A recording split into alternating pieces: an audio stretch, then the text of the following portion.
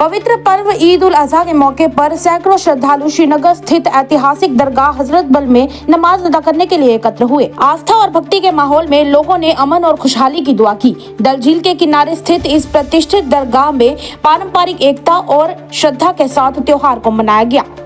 मुख्यमंत्री उमर अब्दुल्ला ने दी ईद पर शुभकामनाएं, जताई जामा मस्जिद पर चिंता। मुख्यमंत्री उमर अब्दुल्ला ने ईद की शुभकामनाएं देते हुए उम्मीद जताई कि यह पर्व भारत समेत पूरे दुनिया भर में मुसलमानों के लिए बेहतर दिन लाएगा और शांति को बढ़ावा देगा।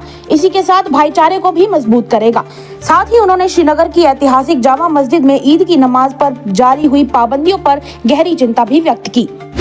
जामा मस्जिद हुआ बंद, मीरवाइज नजरबंद। महबूबा मुफ्ती का सरकार पर हमला। ईद की नमाज दरगाह हजरत बल में अदा करने के बाद पूर्व मुख्यमंत्री महबूबा मुफ्ती ने सरकार की खूब आलोचना की। उन्होंने जामा मस्जिद में नमाज की इजाजत न देने और मीरवाइज उमर फारूक को नजरबंद करने पर नाराजगी जताई। उन्होंने फिलिस्तीन की आजादी और लोगों की भलाई के लिए दुआ की और राज्य सरकार पर निष्क्रियता का आरोप लगाया। ईद पर जामा मस्जिद में नमाज पर रोक, इल्तिजा मुफ्ती ने भी सरकार से पूछे सवाल।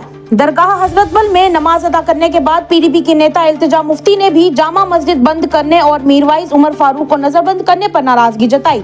उन्होंने पूछा, अगर सब कुछ सामान्य है तो फिर मीरवाइज अब भी नजरबंद क्यों है? उन्होंने कहा, कश्मीरियों को इबादत का हक चाहिए, हमें ढांचे से ज्यादा इज्जत और सुरक्षा चाहिए। आज साउथ कश्मीर के पुलवामा जिले में ईद उल अजहा का जोर देखने को मिला।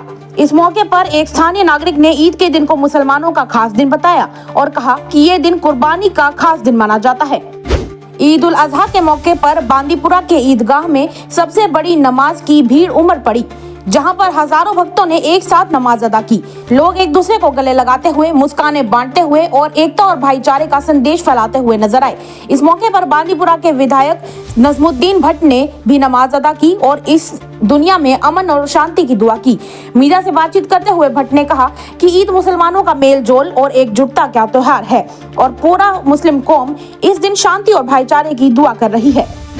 विजयपुर के थालोड़ी जामा मस्जिद में मुस्लिम समुदाय के लोगों ने आज ईद उल अजहा यानी बकरीद की नमाज अदा करके धूमधाम से ईद का त्योहार मनाया।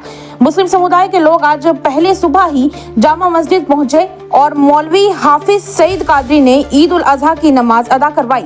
सांबा जिले के आसपास के मुस्लिम समुदाय के लोग मस्जिद में पहुंचकर नमाज अदा करके उन लोगों ने जम्मू कश्मीर के भाईचारे और खुशहाली शांति की कामना की। मौलवी हाफिज सईद कादरी और मास्टर हाशिम अली ने बताया कि ईद उल अजहा का त्योहार, जिसे बकरीद के नाम से भी माना जाता है, ये त्योहार मुसलमानों के लिए बहुत खास है और हम अल्लाह से आज के दिन यही दुआ करते हैं कि देश में और जम्मू कश्मीर में अमन और शांति बनी रहे।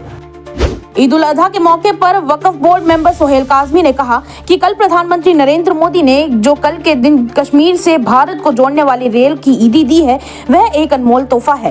काजमी ने कहा कि मोदी जी ने कल क्षतिग्रस्त घरों के लिए जो 2 लाख रुपए तक की राहत का ऐलान किया है, वह बताता है कि उनके लिए जम्मू कश्मीर उनकी आंखों में कितना खास है। कांग्रेस ने प्रधानमंत्री नरेंद्र मोदी द्वारा राज्य के दर्जे की बहुप्रतीक्षित मांग की अपेक्षा पर नाराजगी जताई और वादा पूरा करने की मांग की। जेकेपीसीसी मुख्यालय जम्मू में नेताओं ने पत्रकार वार्ता करके कहा कि 6 साल बाद भी जम्मू कश्मीर को राज्य का दर्जा अब तक नहीं मिला है। रमन भला ने भारतीय जनता पार्टी पर जनादेश से धोखा देने का आरोप लगाया। कांग्रेस ने विशेष पैकेज, बेरोजगारी, सीमावर्ती जिलों की उपेक्षा और रेलवे परियोजना पर श्रेय की राजनीति पर भी कई सारे सवाल उठाए।